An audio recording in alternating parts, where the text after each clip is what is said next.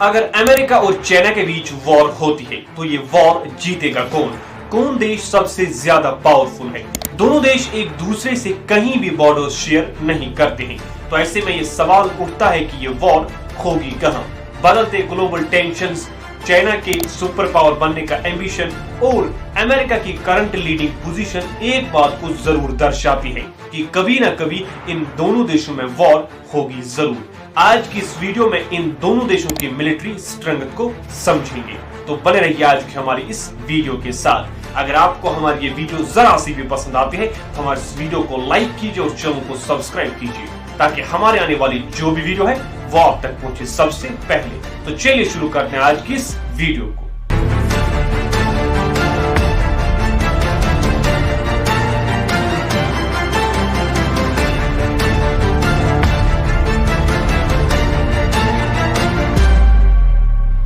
अगर नंबर्स की बात की जाए कि कौन देश कितना ज्यादा पावरफुल है, तो एक देश की इकोनॉमी जितनी स्ट्रांग होती है उतना ही ज्यादा पैसा वो अपने मिलिट्री पर खर्च कर पाता है, नई टेक्नोलॉजी डेवलप कर पाता है। अगर 2022 के डाटा को देखा जाए, क्योंकि यही लेटेस्ट डाटा है इन दोनों देशों को कंपेयर करने के लिए, तो यहाँ पर अमेरिका की जीडीपी $25 ट्रिलियन है, वही चाइना यहाँ पर अमेरिका से पीछे है, उनकी जीडीपी सिर्फ $18 ट्रिलियन है।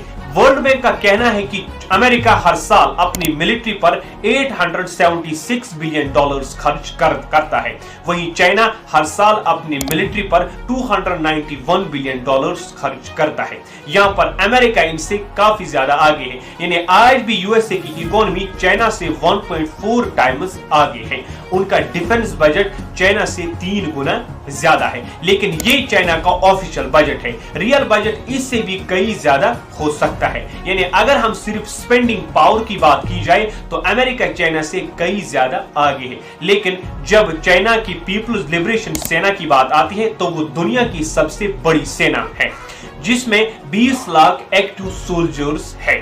वही अमेरिका के पास army, navy, air force, coast guard सबको मिलाकर सिर्फ 13 लाख जवान है। तो यहाँ पर पॉइंट मिलता है चाइना को। चाइना की सबसे बड़ी ताकत है वॉर के समय उनकी पॉपुलेशन, वहां पर 2 करोड़ से ज्यादा लोग मिलिट्री में इनरोल हो सकते हैं। वही अमेरिका के पास 40 लाख लोग ही ऐसे हैं जो मिलिट्री में इनरोल हो सकते हैं। तो यहाँ पर चाइना अमेरिका से आगे है।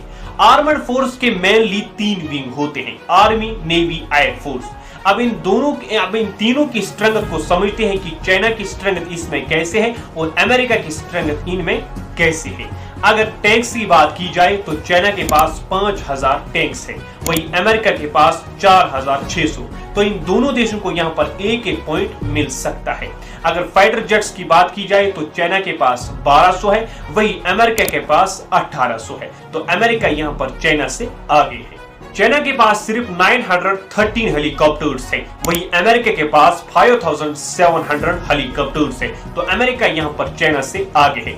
एयरफोर्स में अमेरिका चाइना से कई ज्यादा आगे है, लेकिन जब बात नेवी की आती है तो चाइना की असली स्ट्रेंथ सामने आती है। वैसे तो दोनों देशों के पास 60 सबमरीन्स है, लेकिन जो चाइना की टोटल फ्लीट स्ट्रेंथ है वो 730 है। वही यहाँ पर अमेरिका चाइना से काफी ज्यादा पीछे है, उनकी सिर्फ 472 है। तो अगर नंबर्स की बात की जाए तो कहीं चाइना आगे है तो कहीं अमेरिका। जैसे अगर चाइना टैंक्स में आगे है तो वही अमेरिका हेलीकॉप्टर्स में, अगर अमेरिका एयरफोर्स में आगे है तो चाइना नेवी में। तो यहाँ पर अगर दोनों देशों की ताकत को कंपेयर किया जाए तो दोनों देशों को सेम पॉइंट्स मिलती हैं, क्योंकि कहीं ना कहीं ये दोनों देश एक दूसरे के जितने पावरफुल दिखते हैं। अब अगर न्यूक्लियर पावर की बात की जाए कि किसके पास ज्यादा न्यूक्लियर पावर है, तो न्यूक्लियर वॉर हेड्स में अमेरिका चाइना से लाइट ईयर्स आगे है। जहां चाइना के पास सिर्फ 410 वॉर हेड्स है, वही अमेरिका के पास 5224 वॉर हेड्स है, जो अमेरिका को चाइना से कई ज्यादा आगे लेके जाता है। जियोग्राफी को देखा जाए तो चाइना अमेरिका से 11,300 किलोमीटर दूर है। ऐसे में ये दोनों देश एक दूसरे से कहीं भी बॉर्डर शेयर नहीं कर पाते हैं, तो ये वॉर होगी कहां? ऐसे में चाइना जब अपने दूसरे चाइना पर वॉर करेगा तब उन्हें अमेरिका का सामना करना पड़ेगा। यहाँ आप कहेंगे कौन सा दूसरा चाइना? मेरा मतलब है ताइवान, जिसका दूसरा नाम रिपब्लिक ऑफ चाइना भी है। जब 1949 में कम्युनिस्ट ने चाइना पर कब्जा कर लिया तब ताइवान में आरओसी की सरकार थी। वहीं आज जो चाइना ताइवान में है वो दूसरे वर्ल्ड वॉर के समय अमेरिका का एक इम्पोर्टेंट एलाई था। उन्होंने जापान के समय अमेरिका की बहुत ज्यादा मदद की थी उनके साथ लड़ने में। ताइवान खुद को एक इंडिपेंडेंट देश मानता है, वहीं चाइना ताइवान को खुद का प्रोविंस। 1950 से लेकर 1979 तक ताइवान और अमेरिका के बीच एक डील हुई थी कॉल्ड म्यूचुअल डिफेंस ट्रीटी, जिसमें अमेरिका ने साफ तौर पर यह प्रॉमिस कर दिया ताइवान के साथ कि जब भी चाइना ताइवान पर हमला करेगा, चाइना ताइवान पर कब्जा करने की कोशिश करेगा, तब अमेरिका बीच में आएगा, यानी वो लड़ेगा ताइवान की तरफ से। जब चाइना ताइवान पर हमला करेगा तो उन्हें अमेरिका का इंटरफेरेंस देखने को जरूर मिलेगा। इसीलिए चाइना को एक साथ 2 अटैक्स करने पड़ेंगे, पहला ताइवान पर, दूसरा अमेरिका पर, और इस तरह से चाइना और अमेरिका की वॉर शुरू होगी। और इन दोनों देशों में जीतेगा कौन, वो आज की इस वीडियो में इनकी मिलिट्री स्ट्रेंथ को हमने समझा।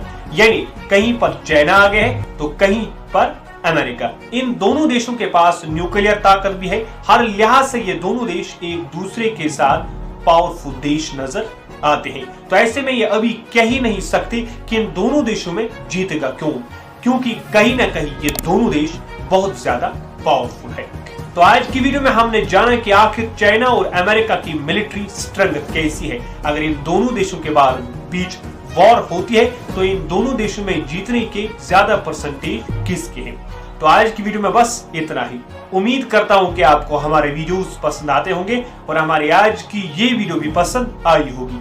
तो ऐसी वीडियोस को देखने के लिए हमारे चैनल को सब्सक्राइब कीजिए और बेल आइकॉन दबाइए ताकि हमारे आने वाली जो भी वीडियो है वो आप तक पहुंचे सबसे पहले। तो अगले वीडियो तक के लिए खुदा हाफिज।